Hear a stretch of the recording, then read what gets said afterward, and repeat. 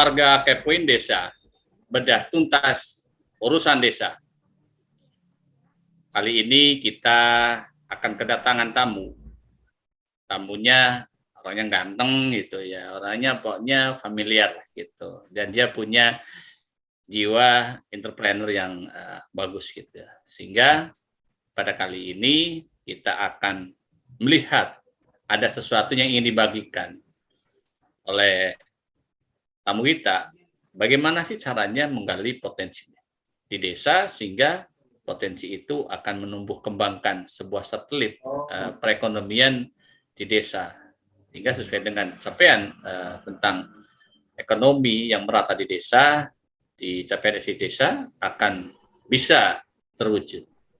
Untuk berikutnya saya persilakan tamu yang begitu ganteng. Saya persilakan untuk menekan diri. Mangga. Terima kasih. Assalamualaikum warahmatullahi wabarakatuh. Waalaikumsalam. Salam berdesa. Salam. Salam berkarya. Perkenalkan, nama saya Ragil Prasetyo dari pendamping desa Kecamatan Kedung Bandeng, Kabupaten Banyumas, Jawa Tengah. Alhamdulillah di kesempatan hari ini bisa turut serta untuk berbagi pengalaman, Pak Iman. Berbagi pengalaman dalam berkarya di desa. Ini ada beberapa yang nanti akan saya sampaikan. Tentunya ini masih jauh dari harapan teman-teman desa. Tetapi setidaknya hal yang pernah saya lakukan minimal sudah bisa membawa Kecamatan Kedung Bandeng lebih baik, terutama untuk desa-desa di wilayah dampingan saya. Mohon izin Pak Iman untuk menampilkan paparan. Silakan. Mohon izin. Silakan share screen. Mohon maaf, bisa terlihat jelas Pak Imanuddin? Terlihat dengan begitu terang seperti Mas Ragil yang baik hati ini. Silakan Mas. Terima kasih. Di dalam berkarya kita bekerja tentunya penuh dengan semangat, Yang pertama itu semangat dulu, semangat niat untuk berkarya. Itu yang harus kita tanamkan ketika kita mau berangkat bekerja. Jadi kalau itu yang pertama, modal awal kita. Dalam hal ini saya akan menyampaikan sedikit ulasan cerita pengalaman saya bekerja. Diawali tahun 2016 akhir November, saya masuk di Kecamatan Kedung Bandeng. Alhamdulillah sampai hari ini masih dipercaya untuk bekerja di Kementerian Desa menjadi pendamping desa. Saya mengambil tema itu daya ungkit dana desa. Ini menarik. Jadi daya ungkit dana desa di Kecamatan Kedung Bandeng, Kabupaten Banyumas. Melalui PPKB, singkat Kepenak, profil pendampingan KB bisa. Harapannya bisa untuk dipakai oleh semua stakeholder, semua pemangku kepentingan, termasuk pendamping desa, pendamping lokal, dan semua.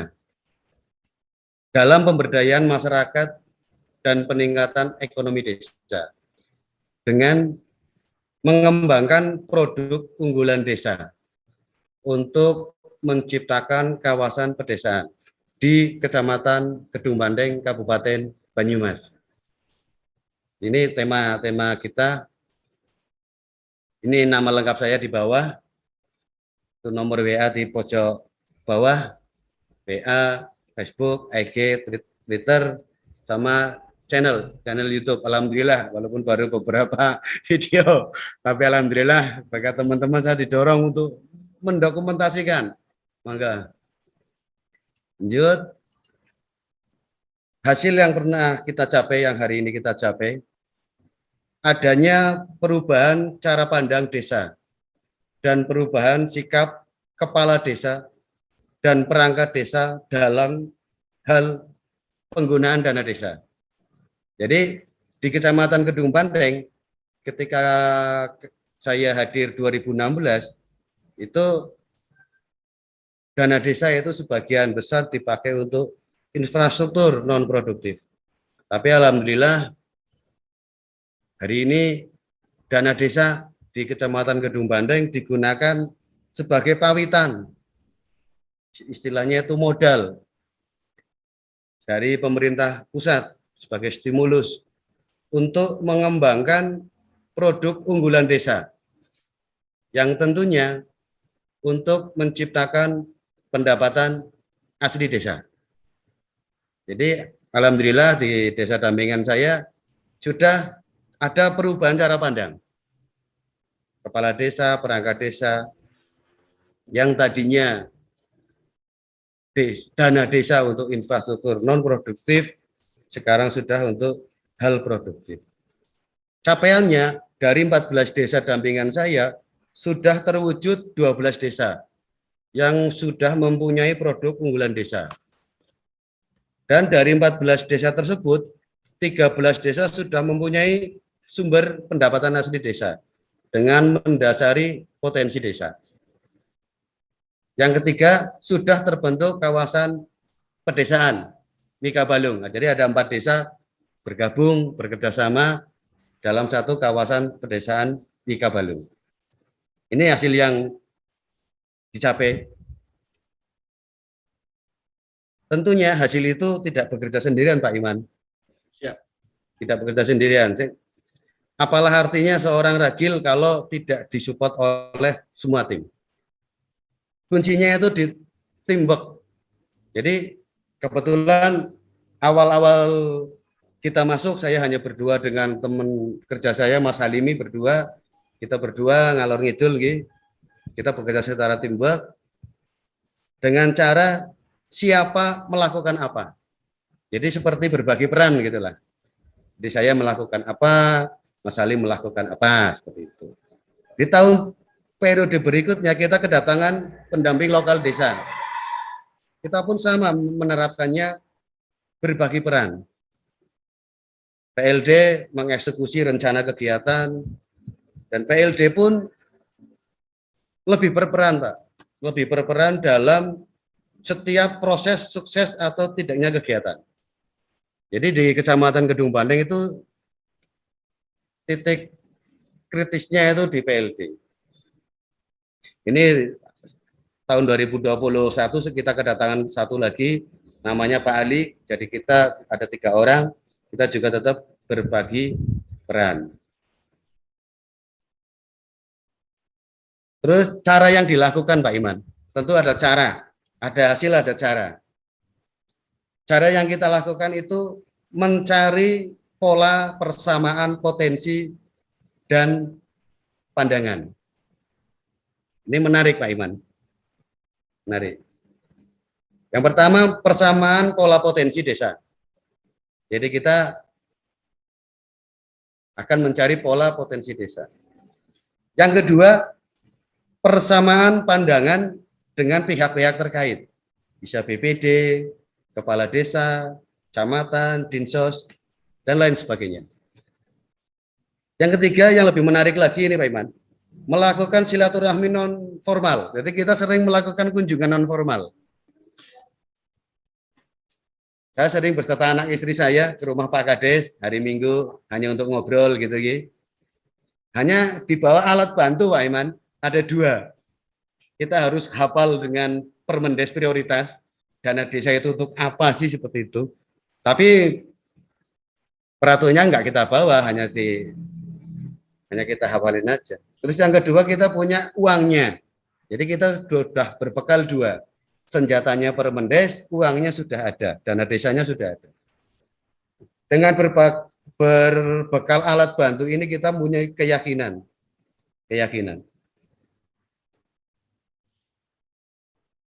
Persamaan pola potensi desa. Jadi kita pendamping desa, pendamping lokal desa, Pemdes, perangkat desa, kasih ekbang, KPMD berkoordinasi melakukan survei langsung ke lokasi. Jadi kita berembuk langsung. Jadi kita nggak berbicara ngobrol diskusi banyak di balai desa. Ngobrol potensi desa itu ya di lapangan gitu kan. Itu yang kita lakukan bareng-bareng. Yang tujuannya itu mencari dan menemukan persamaan potensi. Tentunya dengan analisa SWOT. Ada tantangan, peluang, dan sebagainya. Tetapi dalam hal ini, saya akan bercerita lebih banyak bukan yang ini Pak Iman. Ini semua orang udah pada tahu Pak Iman. Strategi SWOT itu, analisa SWOT itu semua sudah tahu lah. Tidak perlu digurui. Yang menarik yang bagi kita itu persamaan pola pandangan Pak Iman. Kenapa sih di depan kita menyebut daya ungkit? Ini karena yang mengungkit ini, yang nomor 2, persamaan pola pandangan. Alatnya ada, tapi kalau nggak ada yang ngungkit juga percuma, kan seperti itu. Persamaan pola pandangan. Kita selalu berkoordinasi, ini saya ambil contoh fotonya itu di kebun. Ada BPD, kebetulan BPD-nya Keniten, itu, sama pemerintah desa Keniten, berkoordinasi dengan Kades, BPD, Ketua Gapoktan, atau orang-orang yang berpengaruh di desa, dengan mengumpulkan data perihal pandangan masing-masing individu. Jadi kita mencari apa ya? Mencari pandangan setiap individu secara subjektif. Nah ini garis merahnya ini ada Pak Iman. Ini ada tandanya ini garis merah ini. Artinya kita hanya membicarakan yang bawah. Kalau yang atas kita sudah pada tahu semua lah. Mungkin teman-teman juga jauh lebih memahami. Ini sama tadi, ini garis merahnya ini. Garis merah ini menandakan yang pertama persamaan potensi sumber daya manusia atau sumber daya alam.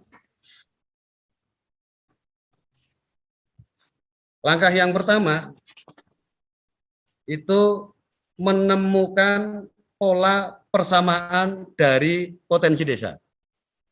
Jadi kan kalau hasil analisa SWOT itu tujuannya menemukan persamaan potensi Pak Iman. Tapi kita nggak berbicara di situ. Kita berbicara di angka nomor 2, persamaan pandangan. Ini yang menjadi daya ungkit di Kecamatan Kedung Banteng. Menemukan pola persamaan pandangan dari Pemdes, BPD, masyarakat yang berpengaruh di desa. Jadi kita menemukan pandangan ini yang sifatnya lebih subjektif. Agar mengetahui pandangan seseorang dengan cara diskusi nonformal. Kadang orang desa itu kalau sudah pakai batik itu kayaknya terlalu formal. Jadi kita kadang pakai kaos oblong Pak nih. Kaos berkerah saja seperti itu. Agar kita lebih tahu, kita bisa mendengarkan. Ini desa mau dibawa kemana gitu kan. Pembangunannya mau berdasarkan potensi desakah? Atau berdasarkan keinginankah gitu kan, berdasarkan manfaat atau berdasarkan usulan atau berdasarkan apa, nanti kita akan tahu. Nah ini blondo apa ya, blondo ya, ini yang biru hijau ini ada besar dan kecilnya Pak Iman.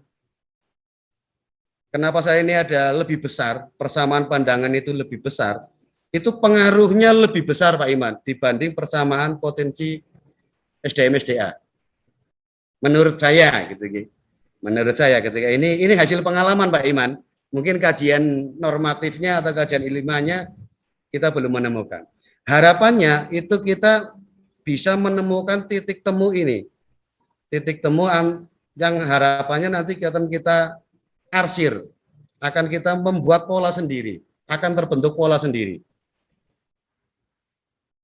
Ini daya ungkitnya Pak Iman. Daya ungkit dana desa.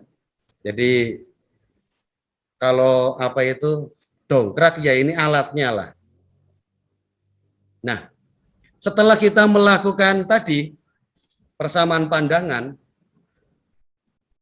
pemerintah desa,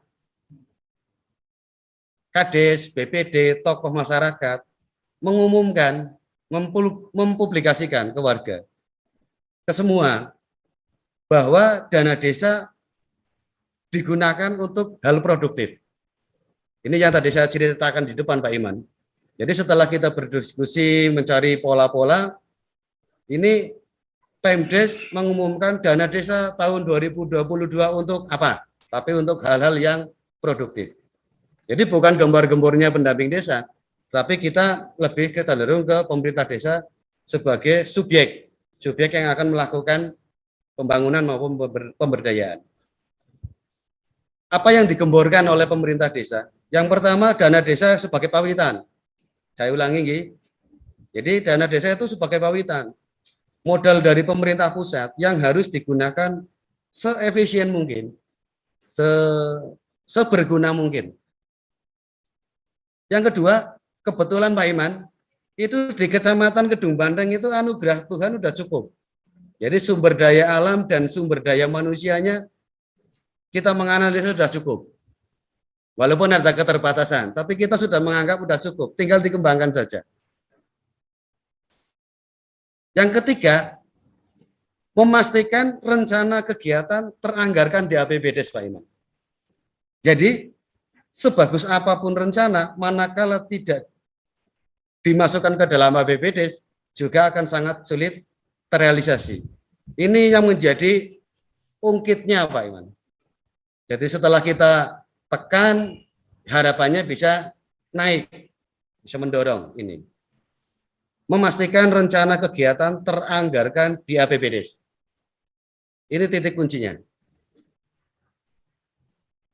Ini salah satu contoh outcome, Pak Iman. Outcome yang sudah kita nikmati. Saya contohkan ini wisata Desa Pagubugan Melung. Jadi di Desa Melung itu ada wisata desa Melung.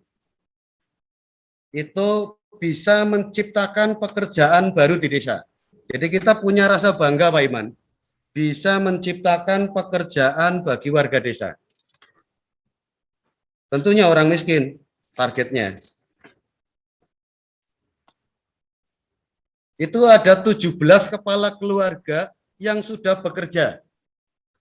Alhamdulillah kita sudah mengangkat 17 kepala keluarga dengan bekerja. Ada yang jadi juru parkir, tukang rawat, tukang bersih kolam, dan sebagainya. Yang kedua, menciptakan lapangan usaha baru di desa. Jadi orang-orang sekitar itu ada 20 kepala keluarga ikut berjualan. Kuliner, UMKM, hasil pertanian. Dan juga ada 5 kepala keluarga mempunyai pendapatan dengan menyediakan homestay. Jadi kalau teman-teman datang berwisata ke Desa Melung, bisa menginap di homestay milik warga. Terus yang ketiga, menjadi sumber pendapatan asli desa.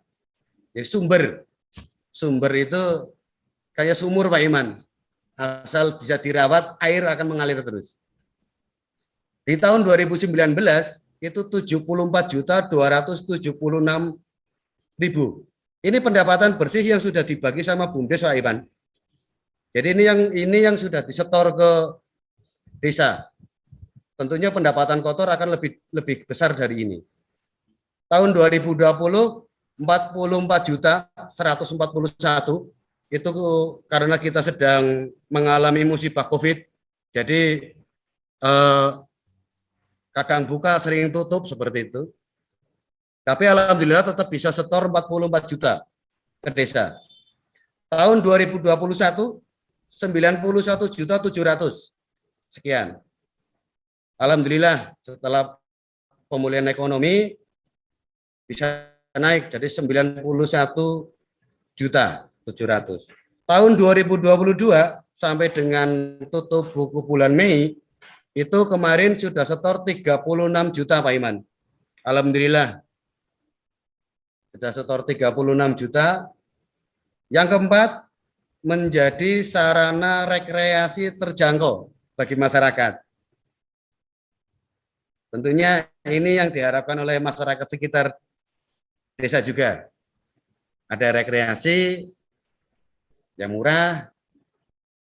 Nah, yang terakhir ini alhamdulillah menjadi output juga, Pak Iman, menjadi outcome juga.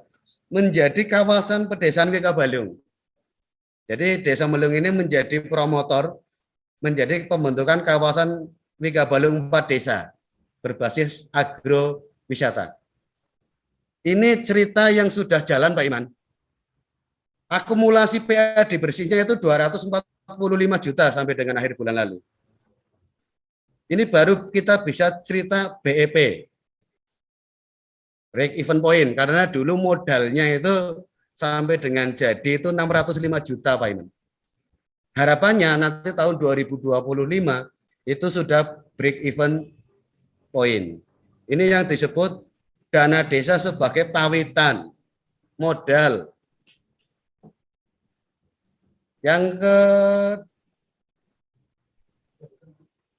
ini ada lagi Pak Iman, rintisan peternakan kambing susu Desa Kalikesur. Ini saya sebut rintisan. Tadi kan yang sudah jadi, ini yang sedang merintis. Peternakan berdiri 7 bulan yang lalu, November 2021. Ini ada 1 ekor jantan jenis Sanen, 1 ekor jantan hybrid, betina Jawa Randu, betina induk PE. Ini modalnya Pak Iman. Ini berasal dari padat karya COVID-19. Jadi ketika ada COVID, itu kita melakukan padat karya. Memanfaatkan lahan non-produktif. Seluas 2.100 meter. Dengan luas kandang sekarang 135 meter persegi. Tentunya karena ini rintisan, progres kegiatannya sampai dengan hari ini itu bisa menghasilkan susu per hari itu 8 liter. Dijual 3 liter, dikonsumsi anak kambing 5 liter. Jadi karena kemarin sudah beranak 16 ekor, itu 5 liter untuk konsumsi anakan kambing. Tetapi yang membuat lebih hebat dari kegiatan ini, itu desa pandangnya sudah bergeser Pak Iman. Kalau yang sebelah tadi kan banyak cerita, hasilnya itu bergesernya cara pandang Desa Kalikesur yang sebelumnya dana desa digunakan untuk infrastruktur non-produktif menjadi kegiatan yang produktif. Ini kebanggaan buat kita. Bisa menumbuhkan usaha BUMDes yang tadinya dari tahun 2015 mati suri Pak Iman. Alhamdulillah sekarang sudah mulai ada usahanya walaupun masih baru manak 16 ekor. Tentunya ini juga menunjang ketahanan pangan desa. Dan alhamdulillah karena kita basisnya orang miskin bisa ikut bekerja Pak Iman. Ini dikelola oleh BUMDes. BUMDes Kalikesur Bersatu. Ini saya ceritakan desa yang paling miskin Pak Iman. Jadi Desa Melung, Desa Kalikesur itu dulunya desa miskin. Kalau desanya desa kaya nggak perlu saya ceritakan, kalau udah kaya Pak. Jadi kalau desanya udah kaya nggak usah diceritakan. Ini desa yang paling miskin, gitu kan? Nah ini Pak Iman, ini yang membuat pendamping desanya pusing Pak Iman. Dari 14 desa, semua sudah mempunyai produk unggulan desa Pak Iman.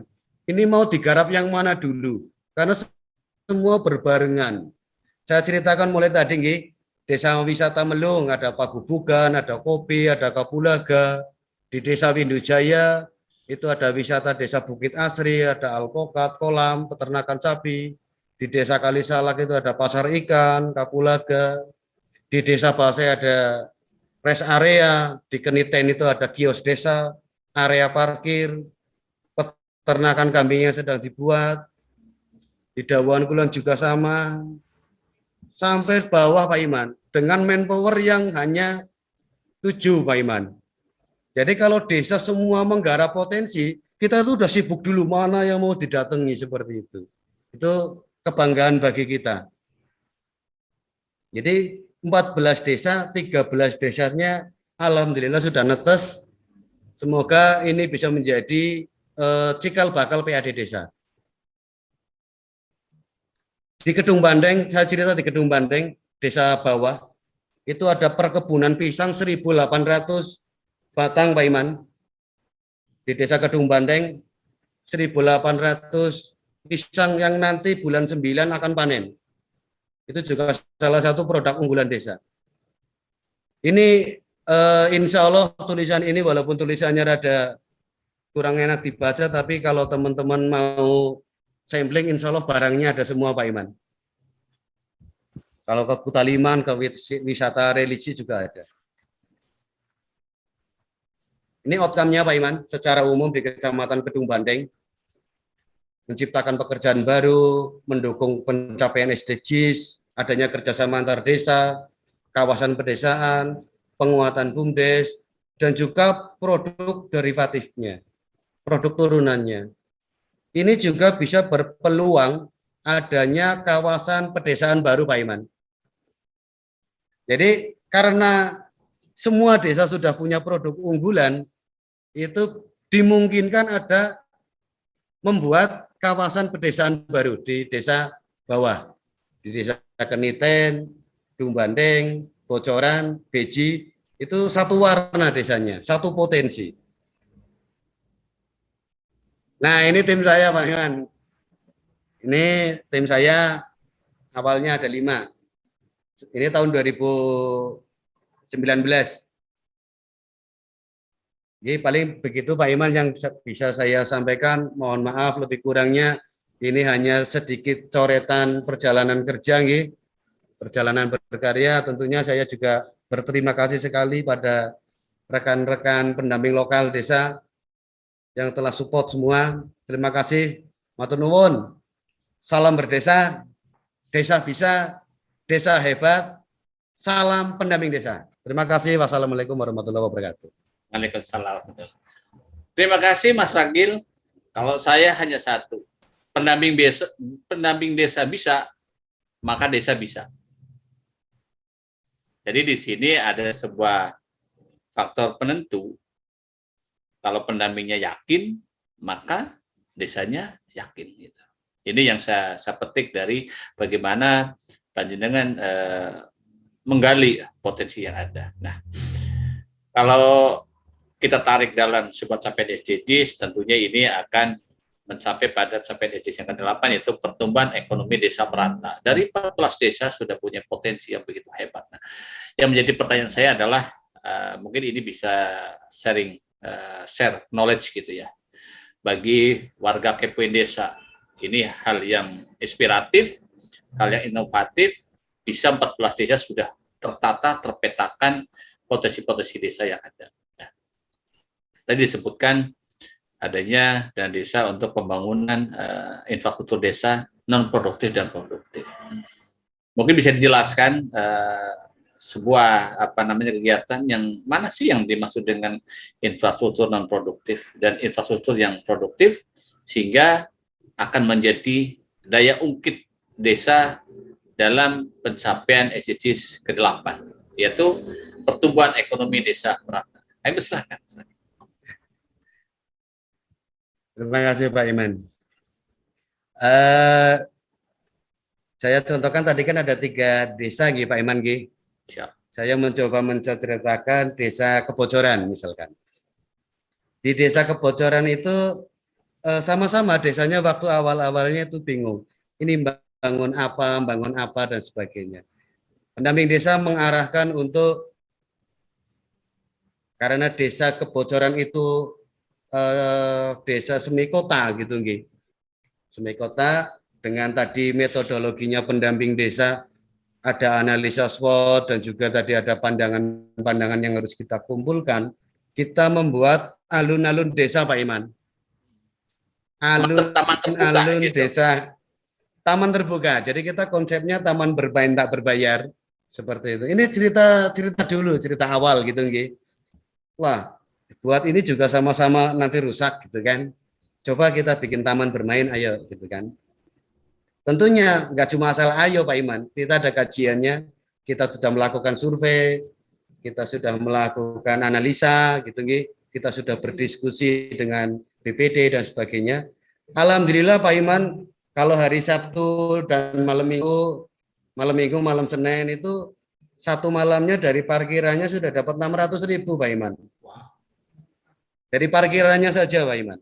Itu yang bisa berjualan di situ, warga yang bisa berjualan itu hampir 20 lebih.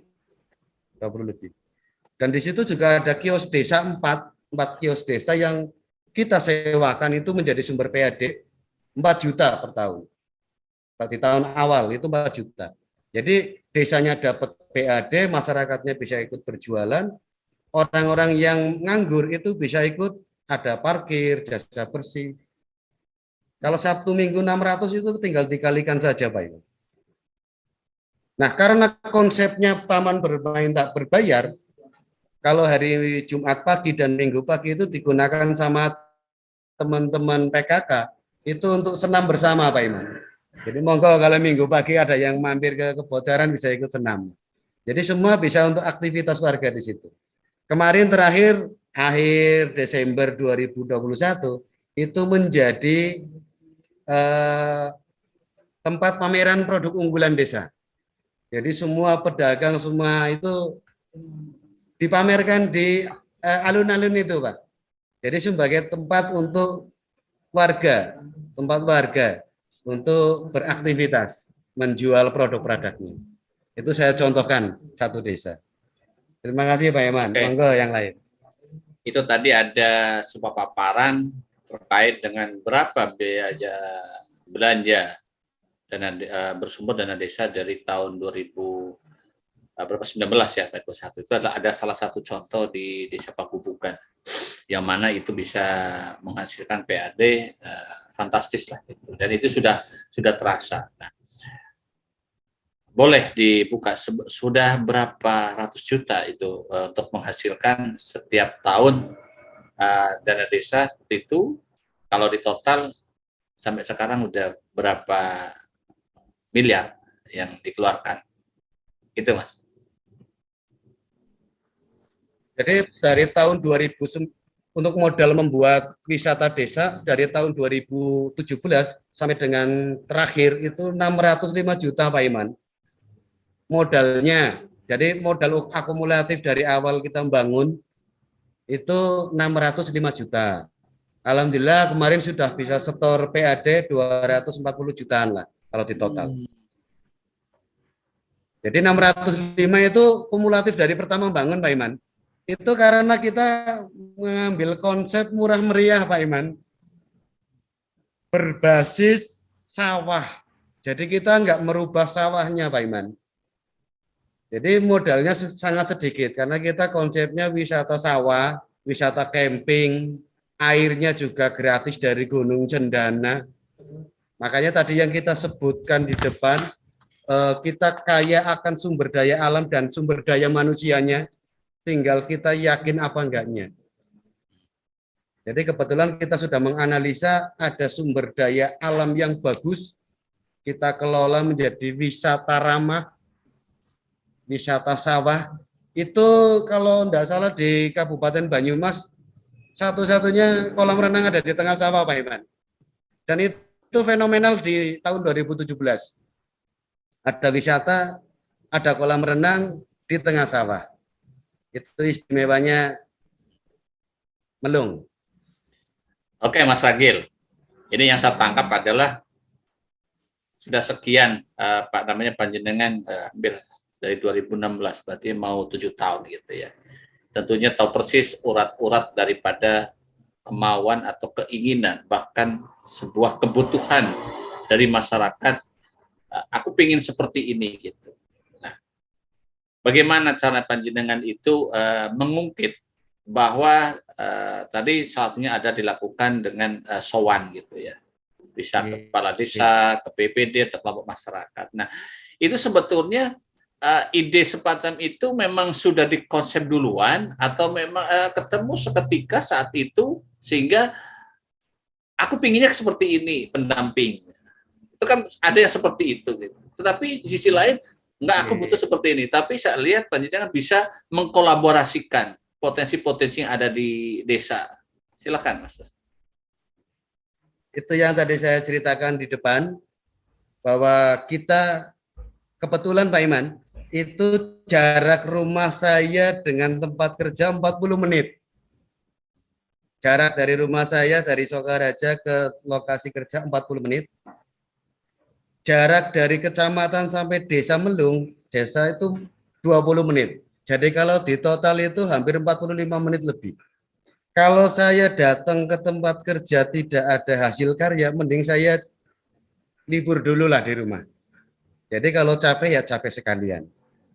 Nah itu asal muasalnya kan, asal muasalnya. Kenapa sih saya harus repot-repot berkarya gitu kan? Sama-sama capek Pak Iman. Jadi saya berangkat pagi, nyampe Kedung Banteng itu 45 menit. Kalau saya datang tidak berkarya, hanya bekerja saja, mungkin saya bisa dari rumah Pak Iman. Ngapain berangkat begitu kan? Itu motif pribadi Pak Iman. Mohon maaf nih. Itu motif pribadi. Jadi saya berangkat capek ya pulang ada hasil lah entah di tahun berapa. Itu sih motif pribadi Pak Iman. Seperti itu. Oke, terima kasih nih Mas Ragilnya. Berarti ada sebuah aset diri yang diaktualisasikan dalam bentuk karya.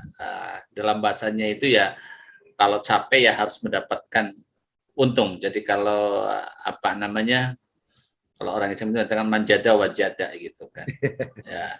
Kira-kira sopo, seperti iya, sopo isel mesti kesel gitu. Nah, di sini tadi saya belum melihat seberapa besar peranan perempuan dalam diungkit menjadi sebuah kekuatan potensi desa.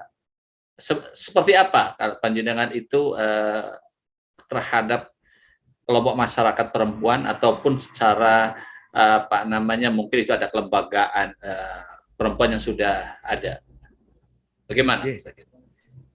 Terima kasih Pak Iman. Hampir rata-rata usulan yang kita peroleh itu dari PKK Pak Iman. Dari PKK. Jadi saya contohkan tadi misalkan di desa Kedung Banteng adanya kebun pisang yang sebanyak itu usulan dari PKK karena ingin membuat seriping pisang.